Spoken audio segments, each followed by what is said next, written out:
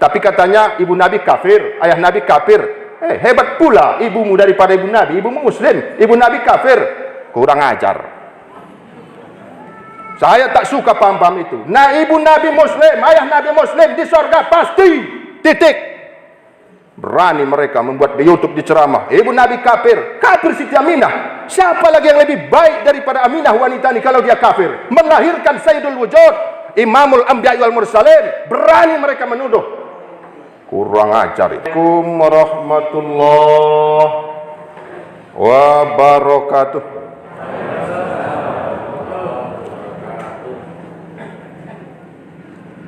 Allahu Akbar, Allahu Akbar, Allahu Akbar, Allahu Akbar, Allahu Akbar,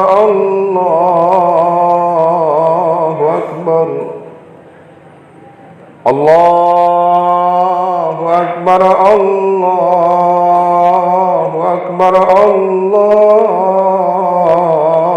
Akbar. La ilaha illallah, Allahu Akbar, Allahu Akbar, walillahil hamd.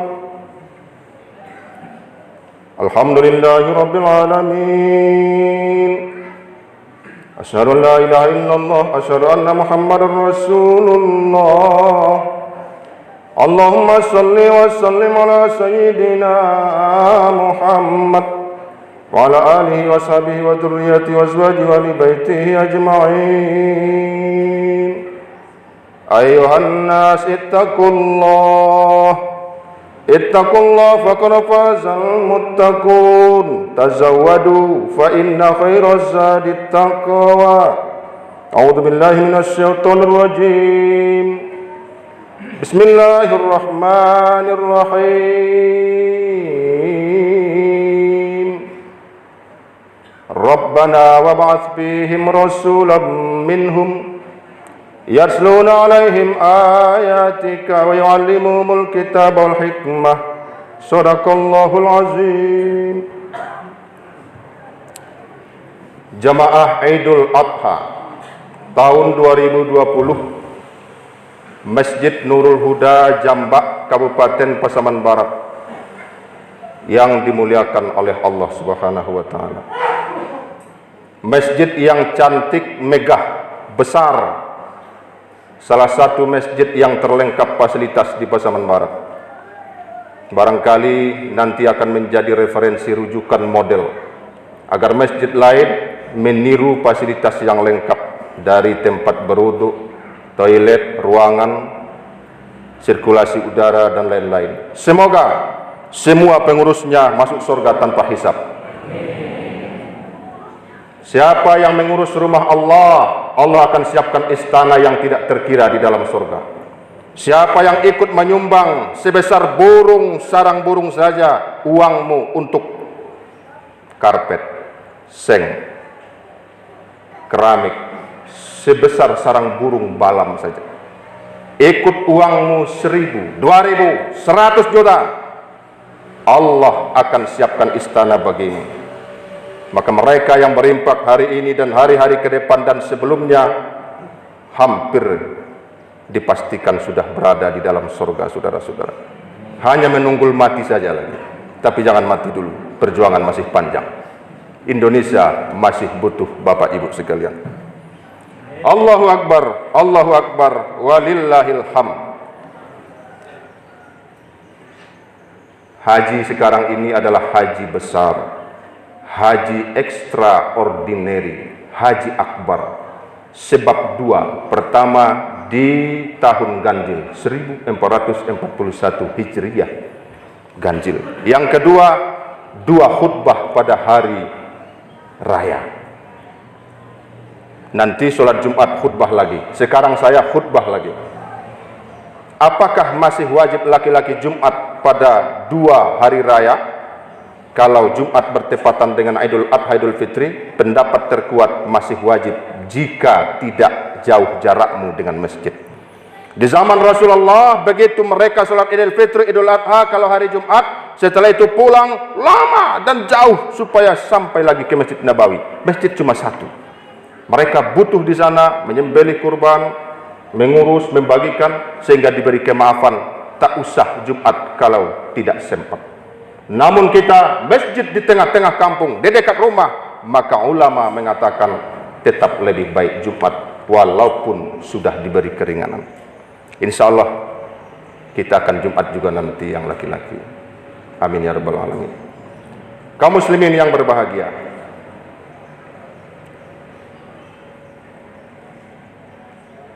kenapa disuruh menyembelih hewan pada hari raya Idul Adha? Ternyata ada sebab. Ada asbabun nuzul, asbabul waqi'iyah, penyebab terjadinya ada. Dahulu Ibrahim suka memberi makan orang. Jadi orang yang suka memberi makan, minum, sedekah pada orang, anaknya hampir dijamin jadi soleh. Ketika datang tamu, Ibrahim akan menyembelih sapinya yang terbaik. Pada saat itu makanan favorit adalah anak sapi yang gemuk. Ketika datang malaikat memberitahu Ibrahim bahwa Siti Sarah, istrinya yang sudah 80 tahun akan hamil karena anak belum ada. Datang malaikat menyamar 3 orang. Disangka Ibrahim ini manusia sehingga dijamu dengan anak sapi. Al-Quran mengatakan dengan anak sapi. Bisamanin samin. Lalu setelah dihidangkan, malaikat ini mengatakan, ala ta'kulun, silahkan dimakan, flesh. Mereka mengatakan, ya Ibrahim, kami malaikat, kami tidak makan. Kami hanya disuruh memberitahumu dengan kabar gembira, busrol laka, anakmu akan lahir walau istrimu sudah dianggap mandul oleh masyarakat. Senyumlah Ibrahim. Tertawalah Siti Sarah yang memasakkan makanan tadi. Jadi bagi ibu-ibu yang mandul, belum punya anak, rajin-rajin memberi orang makan, memberi tamu makan, memberi orang miskin, orang-orang anak yatim. Insya Allah keajaiban bisa saja terjadi. Allahu Akbar walillahil hamd. Jadi Ibrahim tidak akan makan di rumahnya, saudara, sebelum mengajak 40 rumah itu makan bersamanya di rumahnya. Kalau tidak, Ibrahim tidak mau makan. Inilah jiwa kedermawanan luar biasa. Maka satu hari tamunya banyak, imigran, gelandangan, perantauan yang datang ke kotanya, karena dia saat itu tinggal di Palestina. Akhirnya dia wafat di Hebron. Berasal dari mana? Irak Selatan, kemudian ke Suriah Haram, kemudian pindah ke Mesir, kemudian dia akhirnya bermuara di Hebron, Palestina. Kota itu sekarang yang dicaplok oleh Israel. Kaum muslimin yang dimuliakan Allah, disembelihlah oleh Ibrahim 600 ekor hewan untuk memberi makan orang-orang di kampungnya sekitarnya. Coba bayangkan itu, 600 ekor kambing atau sapi bisa memberi makan hampir seperempat simpang 4, saudara, jambak nih. Maka malaikat berkata kepada Ibrahim, ya Ibrahim, dermawan sekali engkau. Kau sembelih ratusan ekor hewan memberi makhluk Allah ini makan. Kata Ibrahim, inilah saudara-saudara, jangankan hewan, jangankan harta saya berbentuk hewan, kambing, sapi, anak saya pun kalau diperintah Allah nanti disembelih, saya sembelih.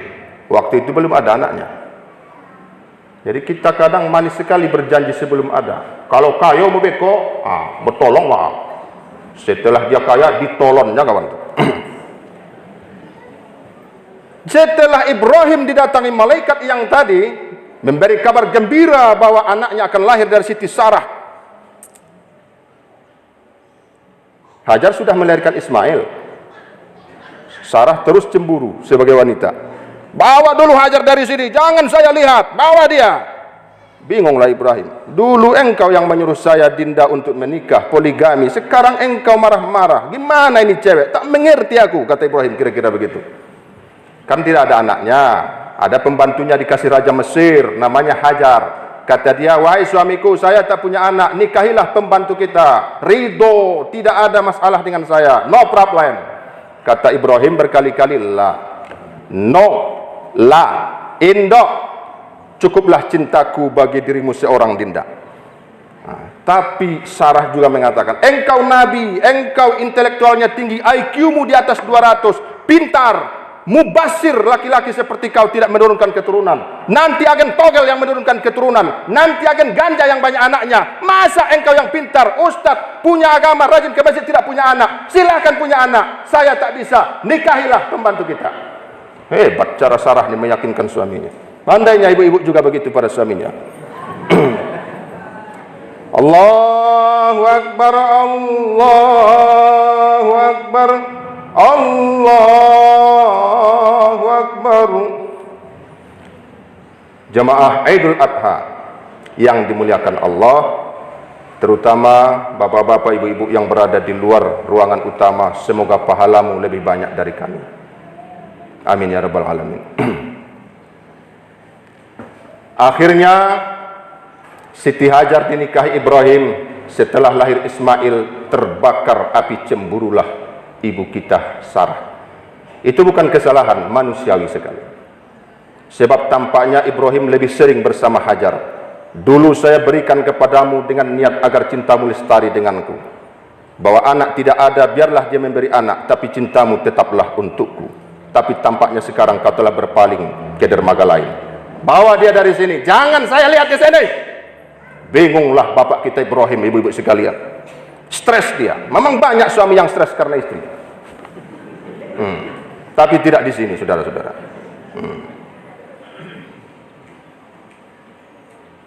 Ketika Ibrahim termenung mendapat sebuah cobaan terbiah dari Allah, maka Allah juga memerintahkan Ibrahim, bawalah Hajar ke satu tempat yang tidak ada tumbuhan di sana. Tempatnya di titik ini. Dibukalah oleh Jibril Google Map.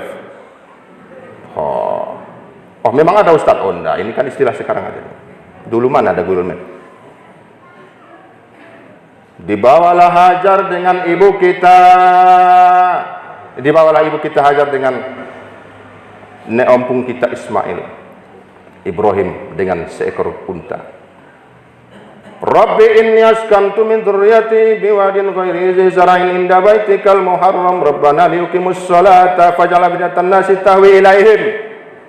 Wahai Tuhanku, perintahmu telah saya jalankan. Saya tinggalkan anak istriku di satu tempat yang tidak ada pohonan, tidak ada harapan hidup. Tapi ini perintahmu, pastilah engkau akan mengurusnya. Rabbana liyuqimus sholah, agar mereka ini nanti mendirikan sholat. Ini yang dibenci Yahudi itu, ini yang dibenci Nasrani dan orang-orang non-Muslim yang membenci kita tuh. Maka dibuat kita lari dari masjid, jangan sholat dengan berbagai macam tipu daya skenario.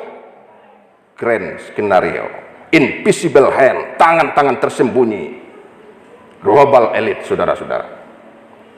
Jadi kita tak tahu ini corona ini apakah skenario atau benar ini. Wallahu a'lam. Kita tak menuduh, tapi tak juga percaya. Ya coronawati lah pula. Siti Corona, gadis penggoda yang mampu membawa manusia lari dari masjid dan tablik-tablik akbar. Tapi alhamdulillah, berkat pemerintah, polisi, TNI, kesehatan masyarakat, ibu-ibu yang patuh, Siti Corona telah minggat dari Indonesia. Allahu Akbar, Allahu Akbar, walillahil hamd. Tak mampu lagi Siti Corona menggoda kita, Bapak Ibu sekalian. Pergilah kau, hei Coronawati, tempatmu bukan di sini. Allahu Akbar, Allahu Akbar, Allahu Akbar. La ilaha illallah, Allahu Akbar.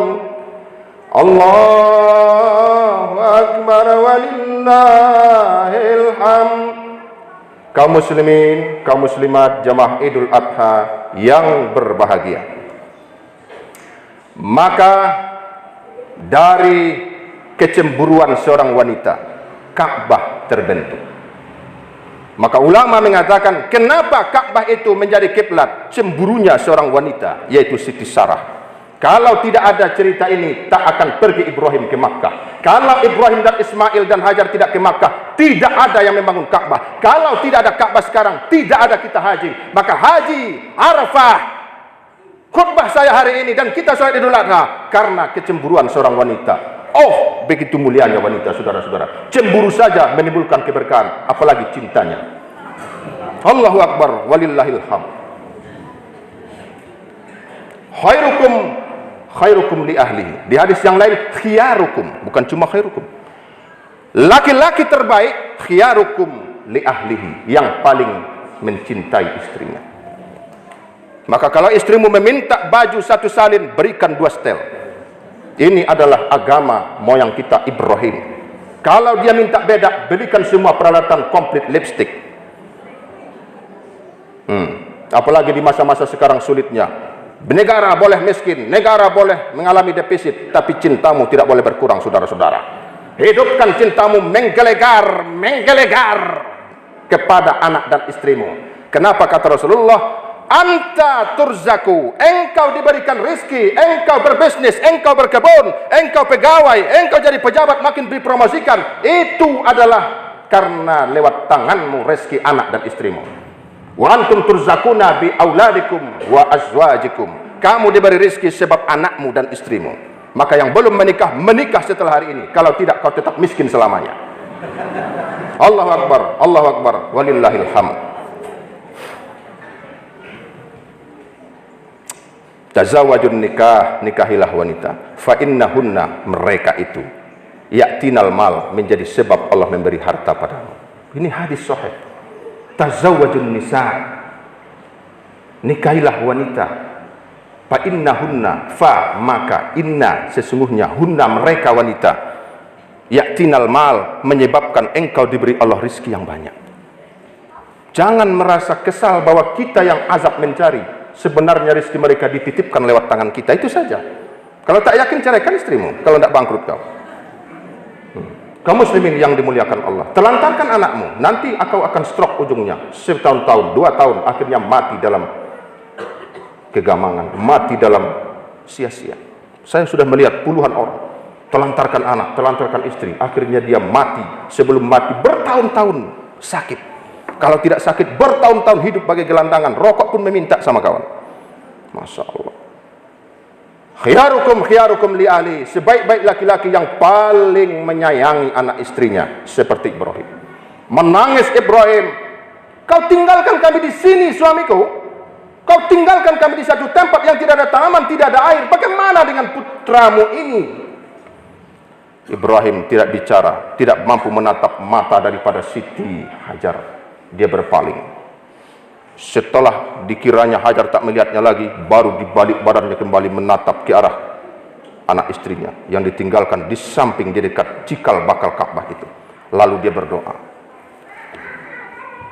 ini askantu, saya tinggalkan, min zurriyati, anak istriku, keluargaku, bewadin, di satu lembah. Karena Ka'bah itu lembah seperti kuali. Ini gunung-gunung. Di mana Ka'bah? Di tempat terendah. Kata ulama, rendahkan hatimu, kamu yang lebih mulia. Kenapa Ka'bah dimuliakan? Karena dataran di dunia ini yang paling rendah itu tempatnya Ka'bah. Lebih rendah dari Jambak tanahnya itu. Tapi Ka'bah lah yang paling mulia di dunia ini. Siapa yang paling mulia sekarang kita di masjid ini? Di Jambak ini, di Pasaman Barat ini, di Indonesia ini, di dunia ini. Yang paling rendah hatinya. Yang paling tawadu, yang paling merasa lebih berdosa. Hasan Basri, ya, ulama tabi'in yang berguru kepada banyak sahabat, gurunya sahabat, muridnya tabi'in, generasi 3 abad pertama. Namanya salaf, bukan salafi. Salafi itu ngaku-ngaku, tapi katanya ibu Nabi kafir, ayah Nabi kafir. Hebat pula ibumu daripada ibu Nabi, ibumu muslim, ibu Nabi kafir. Kurang ajar. Saya tak suka paham-paham itu. Nah, ibu Nabi muslim, ayah Nabi muslim, di surga pasti. Titik. Berani mereka membuat di YouTube, di ceramah, ibu Nabi kafir, kafir Siti Aminah. Siapa lagi yang lebih baik daripada Aminah wanita ini kalau dia kafir? Melahirkan Sayyidul Wujud, Imamul Anbiya wal Mursalin. Berani mereka menuduh. Kurang ajar itu. Saya katakan di depan tuan-tuan sekalian, bahkan ini direkam ini, masuk YouTube nanti, kepada dunia, Aminah ibu kita itu, nenek kita tuh, muslimah, wanita terbaik, sama dengan Siti Maryam. Abdullah muslim. Apa kata Rasulullah? Saya berpindah-pindah dari tulang sulbi laki-laki yang suci kepada rahim wanita-wanita yang suci, min aslabit tahirina ila arhamit tahirat. Ini hadis ini. Dari Nabi Adam muslim, Hawa muslimah. Nanti bibit-bibit Nabi Muhammad tuh, nurnya itu, bibit-bibit Nabi Muhammad itu sampai kepada Abdul Muttalib, sampai kepada Abdullah, semua laki-lakinya muslim, pasrah kepada Allah, menyembah Allah. Tidak semua menyembah patung di Makkah waktu itu. Muttalib tidak mau menyembah patung. Abdullah tidak mau. Dari Siti Aminah terus kepada ibu-ibunya laki wanita semua sampai kepada Hawa, muslimah, tahirat, orang-orang suci. Jamaah Idul Adha yang dimuliakan Allah. Maka Ibrahim meninggalkan putra dan istrinya di satu tempat yang tidak ada tumbuhan, belum ada Ka'bah. Maka dia pulang balik ke mana? Ke Palestina. Nanti sewaktu-waktu ditengok kembali putranya. Sampai ke Palestina, datanglah malaikat yang tadi memberitahu akan ada juga anakmu dari Sarah. Barulah reda cemburu ibu kita Sarah, karena dia mulai hamil, nanti anaknya Ishak. Lalu dia merindukan kembali madunya yang dulu memang kawannya curhat, kawannya menemani Ibrahim, namanya Hajar. Lalu katanya, tengoklah ke sana suamiku. Dulu kau marah sama aku? Enggak, sekarang sudah berubah hatiku. Inilah wanita. Ketika makan pagi dia memarahimu, nanti makan zuhur dia mencintaimu. Makan sore dia memarahimu, nanti makan malam dia memelukmu. Inilah wanita, saudara-saudara. Jangan khawatir dengan kemarahan wanita, karena lebih cepat berubah daripada beras dalam periuk. Allahu Akbar, Allahu Akbar, walillahil hamd.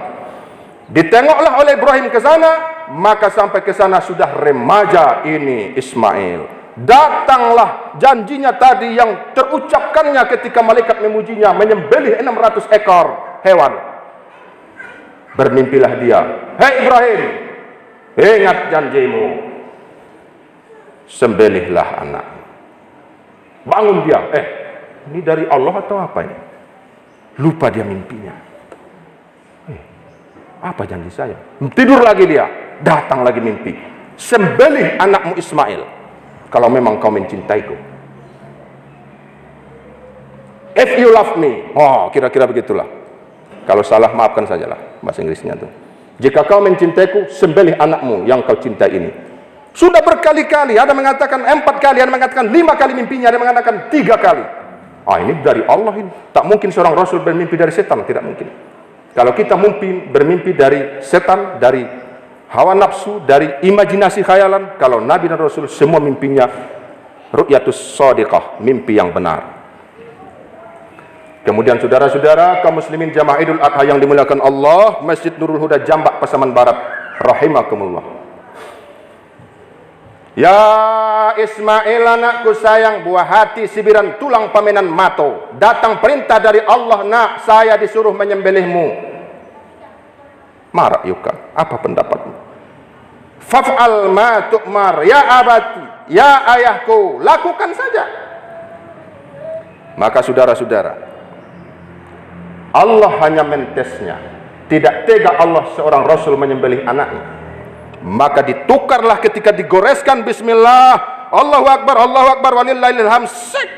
Ibrahim memalingkan wajahnya, takut, tidak tega melihat anaknya. Dia merasa berdarah, mengalir. Ini ada seperti darah yang merah, yang panas, hangat ke tangannya. Dia menahan rasa cinta kepada anak. Lalu kemudian setelah selesai, ditengok pelan-pelan dengan gemetar, itu Nabi kita, kakek kita Ibrahim, Abul Anbiya. Ternyata saudara-saudara, bukan Ismail. Ini adalah kibas yang besar. Ini adalah ganti daripada dia sering memberikan makan orang dengan hewannya, diganti dengan hewan yang berkah dari sorga. Anaknya di mana? Di mana anakku? Nah, oh my son, di mana? Di mana? Lalu datang Ismail dari belakang, ayahku, I am here. Ya, anahuna, dicium anaknya, dipeluk. Ya Allah, takbirlah dia. Allahu Akbar, Allahu Akbar, Allahu Akbar, walillahil hamd. Saudara-saudara, banyak kisah yang harus kita ungkap dalam peristiwa-peristiwa Idul Adha. Az-zibhu, tadhiyah, udhiyah, korban, tapi memerlukan waktu yang banyak. Korbankan yang paling kau cintai untuk ini agama. Di mana anakmu yang ini? Oh, di pesantren. Kenapa? Oh, dia kan nakal, tak naik kelas, jadi ke pesantren lah. Anakmu yang ini, yang juara 1, juara umum itu, itu ke sana. Jadi diserahkan anaknya yang paling bodoh, yang paling nakal ke pesantren. Kau persembahkan anakmu yang paling tololnya, sampahnya kepada Allah, kepada agama. Wantaslah hidupmu tak tergetar hatimu ketika orang sholat. Allahu Akbar, kata muazzin. Dia di kedai, dia di rumahnya tak terpanggil ke masjid. Kenapa? Memang dia tidak mau mengorbankan yang dicintainya untuk agama ini. Anaknya yang paling pintar, yang paling tampan, putrinya yang paling cantik, itu kemana-mana. Tapi kalau yang jelek tak bisa diurus, sudah mulai pemabuk, sudah flash, sudah cenduan, itu diserahkan lagi ke pesantren itu. Masya Allah, begitu hinanya agama ini. Karena itulah Allah memberikan tarbiyah kepada kita muslimin dunia, di mana kita telah asik dengan gemerlapnya harta dan kemewahan, asik dengan kelalaian. Allah tegur dengan berbagai cobaan. Corona, setelah ini entah apa lagi, saudara-saudara. Ini teguran dari Allah. Semoga kita tetap lulus dalam berbagai ujian. Amin. Dan jiwa Ibrahim yang memberikan orang rajin makan, berkorban dengan harta terbesarnya yaitu anak. Investasi terbesarmu anak, korbankan untuk agama. Mana yang ikunya yang paling tinggi? Mana yang paling tampan anakmu? Serahkan ke agama. Serahkan. Nanti Allah akan membalasnya. Sampai di sinilah saudara-saudara, khutbah Idul Adha kita. Semoga memberikan sedikit masukan bahwa tanpa pemberian yang terbaik, Allah tidak menggubris amal kita.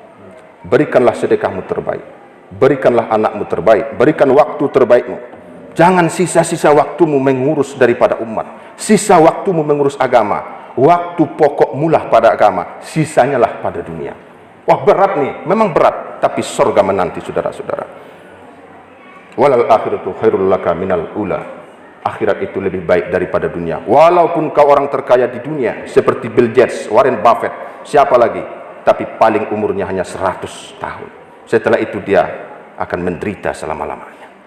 Biarlah kita seperti ini, ketawa juganya kita, anak bertambah juga, bisa juga melusu, bisa juga kita bergaul ke sana kemari. Walaupun corona, tak bermaskernya kita. Yang pakai masker berpahala. Apa niatmu? Hati-hati supaya jangan kena penyakit berpahala. Niatmu baik. Kamu kenapa tak pakai masker? Saya yakin dengan Allah, tak mungkin di rumah Allah ada virus corona. Oh, hebat kali keyakinanmu. Keyakinan itu adalah pahala. Yang bermasker, tidak bermasker, sama-sama ke surga insyaallah. Amin ya rabbal alamin. Barakallahu li wa lakum bil Qur'anil azim wa nafa'ani wa iyyakum mimma tunzilun. Wa taqabbal minni wa minkum tilawatahu innahu was-sami'ul alim.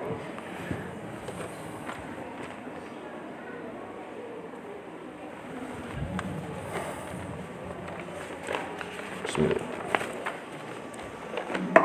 Allahu Akbar, Allahu Akbar, Allahu Akbar, Allahu Akbar, Allahu Akbar, Allahu Akbar, Allahu Akbar. La ilaha illallah, Allahu Akbar, Allahu Akbar, walillahil hamd. Alhamdulillahi rabbil alamin. Asyhadu an la ilaha illallah wa asyhadu anna Muhammadar Rasulullah. Allahumma shalli wa sallim ala sayyidina wa maulana Muhammad wa ala alihi wa sahbihi wa dzurriyyatihi wa ali baiti wa sahbihi ajma'in wa man tabi'ahum bi ihsanin ila yaumiddin. Amma ba'du, ayyuhan nas ittaqullah. A'udzu billahi minasyaitonir rajim. Bismillahirrahmanirrahim. Wa man ahsanu qawlan mimman da'a ila Allah wa 'amila shalihan. Shadaqallahul azim wa qala fi ayatin ukhra, qul huwallahu ahad, Allahus samad, lam yalid wa lam yulad wa lam yakul lahu kufuwan ahad. Katakanlah Allah Ta'ala itu satu, tidak bertempat, tidak berarah. Dia bukan di aras. Allah Ta'ala itu tak punya tempat karena dia bukan benda, bukan materi. Allah itu Ta'ala di mana? Tak boleh ditanya di mana. Allah Ta'ala itu dulu sebelum ada makhluk, dia sudah ada. Sekarang ada makhluk, dia tetap ada. Nanti setelah makhluk habis, dia tetap ada. Wa huwal ana ala ma alaihi kana. Allah bagaimana sekarang seperti dia dulu sebelum menciptakan dunia. A'udzubillahi minasyaitonir rajim. Bismillahirrahmanirrahim. Alhamdulillahirabbil alamin. Shalatu wassalamu ala sayyidil mursalin wa ala alihi washabbihi ajma'in. Rabbana atina fid dunya hasanah wa fil akhirati hasanah wa qina adzabannar. Allahumma ighfir lana wa liwalidayna warhamhuma kama rabbayana shaghira. Allahumma ansurna 'alal qaumil mutaffifin wansurna 'alal qaumil kafirin wansurna 'alal qaumil munafiqin wansurna 'alal qaumil khainin. Ya Allah, mereka yang ingin merubah Pancasila menjadi macam-macam sehingga menyingkirkan ketuhanan, maka bantulah kami menegakkan Pancasila, NKRI Undang-Undang 45 dan Bhinneka Tunggal Ika. Ya Allah, ini negara gemah ripah loh jinami, baldatun thayyibatun wa rabbun ghafur. Masih ratusan juta hambamu yang sujud di bangsa ini. Jagalah ya Allah, natawassalu ilaika binabika Muhammadin, supaya engkau menjaga ini bangsa, menjadikan kami pahlawan-pahlawan Pancasila dan pahlawan Islam yang akhirnya mati fi sabilillah, mati ketika sujud, mati ketika baca Quran, mati ketika di masjid, mati ketika berzikir, mati ketika menegakkan agamamu. Ya Allah, ya mujibas sailin ibadallah. Inna la ya'muru bil 'adli wal ihsani wa itaa'il qurba wa yanha 'anil fahsya'i wal munkari wal baghi ya'izukum la'allakum tadhakkarun wa la dzikrullahi akbar. Walhamdulillahirabbil alamin. Assalamualaikum warahmatullahi wabarakatuh.